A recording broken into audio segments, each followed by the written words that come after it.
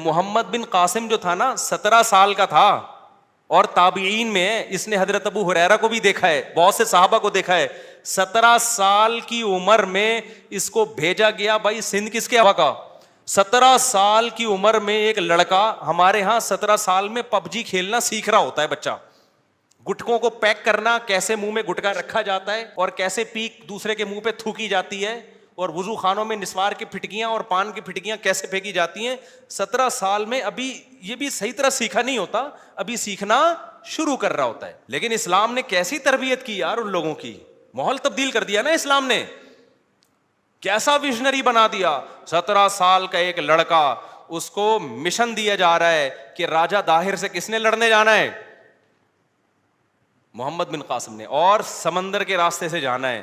آیا کہاں سے تھا؟ عراق سے. عراق کا نقشہ دیکھو, سندھ کا نقشہ دیکھو, وہاں سے وہ چلا ہے بھائی. اور میپ کیسے پڑا ہوگا اس نے؟ تمہارا کیا خیال ہے وہ سندھ میں بائی ایئر آیا تھا کیا, یا بغیر نقشے کے آ گیا تھا؟ یہ نقشے بنا کے کس نے دیے تھے؟ مسلمان سائنسدانوں نے. ایسے نہیں بتایا تھا کہ تو جو ہے نا کوفہ سے نکل کے نا ادھر ارلی جانب جب جائے گا نا, تو جب تو کھبے ہاتھ کی طرف جائے گا تو سجے کی طرف مڑ جانا, وہاں سے وہاں مڑے گا تو پھر ایسے ٹن مارنا, ادھر الٹے ہاتھ پہ گولے گنڈے والے آئے گا, اس برگر کی دکان آئے گی, وہاں سے ٹن مار کے سندھ میں داخل ہو جائے گا. ایسا تھوڑی تھا میرے بھائی, اتنا لمبا سفر, اور طے کس پہ کرنا ہے؟ گھوڑوں پہ اور اونٹوں پہ. اس کو مشن دیا گیا محمد بن قاسم کو. آج محمد بن قاسم کے خلاف بہت کچھ بولا جا رہا ہے. یہ سب وہ لوگ ہیں جو اسلام دشمن ہیں, لیکن اسلام کا لیبل لگا کے بڑی اچھی اچھی باتیں کرتے ہیں. یہ سارے ہمارے اس زمانے کے 3 بڑے مشہور ہیرو گزرے ہیں, 3 بڑے مشہور. ایک موسیٰ بن نصیر جس نے یورپ فتح کیا ہے, ایک محمد بن قاسم جو ادھر آج ہم جو مسلمان بیٹھے ہوئے ہیں نا, اس کا بہت بڑا کریڈٹ کس کو جاتا ہے؟ محمد بن قاسم کو. تو اور یہ سندھ کے لیے بڑی فضیلت کی بات ہے کہ اس پورے بر صغیر میں, سہارنپور اور دلی, یہ پورا بنگلہ دیش, یہ جو پورا بر صغیر ہے نا, یہاں اسلام انٹر کہاں سے ہوا ہے؟ سندھ کے ذریعے ہوا ہے. اس لیے سندھ کو باب الاسلام بھی کہا جاتا ہے, اسلام کا دروازہ. یہاں سے دیبل کے راستے سے, آج بھی پورٹ قاسم کے قریب ہے نا, نام بھی اس کا پورٹ قاسم رکھا ہوا ہے, شکر ہے کوئی اچھا نام رکھا تاکہ یاد رہے. 17 سال کی عمر میں یار ایک بچہ آیا ہے اور ایسی کی تیسی کر دی اس نے. اس کے پاس زیادہ لوگ بھی نہیں تھے, اور اتنی مختلف سمتوں میں لشکر جا رہے ہیں.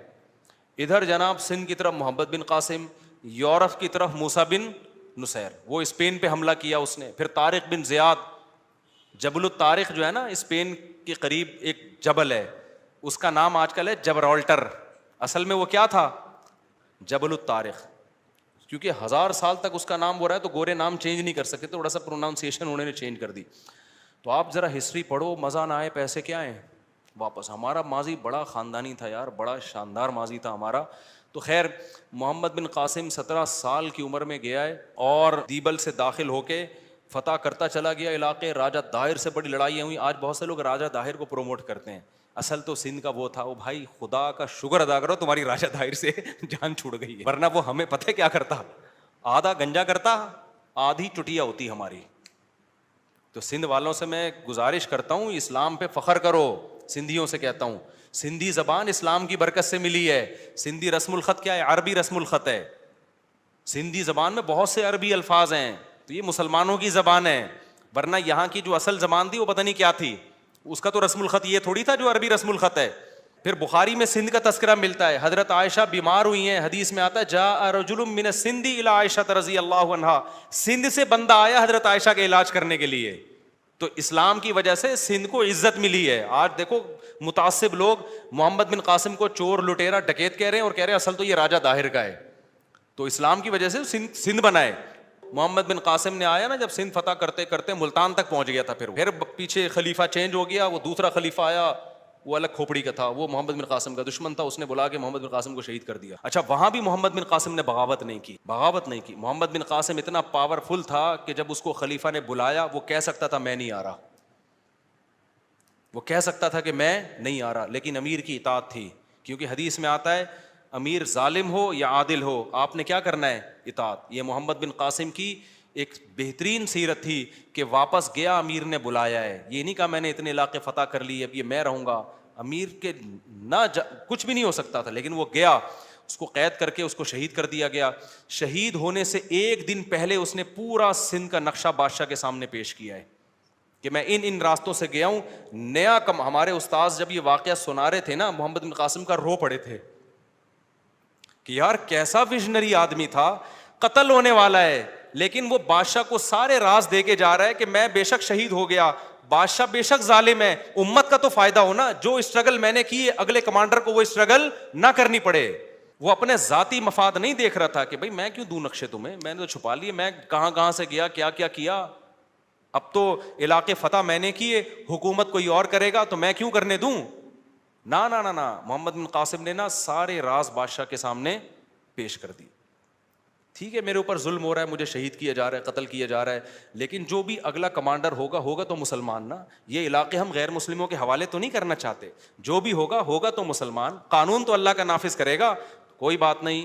یہ سارے راز ہیں جو آپ کی خدمت میں، تاکہ اگلا کمانڈر ان نقشوں سے، ان تجربوں سے فائدہ اٹھا کے جو علاقے میں نے فتح کیے ہیں ان علاقوں کی کمانڈ اپنے ہاتھ میں لے لے، مسلمانوں کو دوبارہ نہ لڑنا پڑے. اور محمد بن قاسم جب واپس جا رہا تھا نا سندھ سے، ہندوؤں کی تاریخ بتاتی ہے ہندو پھوٹ پھوٹ کے رو رہے تھے، اور ہندوؤں نے محمد بن قاسم کی تصویریں بنا کے سجدہ کرنا، ہندوؤں کے تو بھگوان بہت ہوتے ہیں نا، انہوں نے کہا چلو یہ بھی بھگوان ہے آج سے ہمارا. اتنا عدل و انصاف سے سندھ کو بھر دیا تھا محمد بن قاسم نے، اور اتنا اچھا سلوک کیا ہندوؤں کے ساتھ. یہ تو اب جا کے ہندوؤں نے تاریخ بدلنا شروع کر دی ہے، ورنہ آپ ہندوؤں کی پرانی کتابیں دیکھیں اس میں محمد بن قاسم کا بڑا اچھا تذکرہ ہے، ورنہ ہندو تصویر تھوڑی بناتا، تصویر بنا کے پوجتا تھا محمد بن قاسم کو. تو یہ ہمارا ماضی تھا، اور اس کی بیس کیا تھی؟ قاتل الذین یلونکم من الکفار. یہ جو سورہ توبہ کی آیتیں نازل ہوئی ہے نا کہ ایمان والو اب وہ پہل نہیں کریں گے، اب پہل کون کرے گا؟ تم کرو گے. ایسی پہل کی ہے کہ رکنے کا نام نہیں لیا.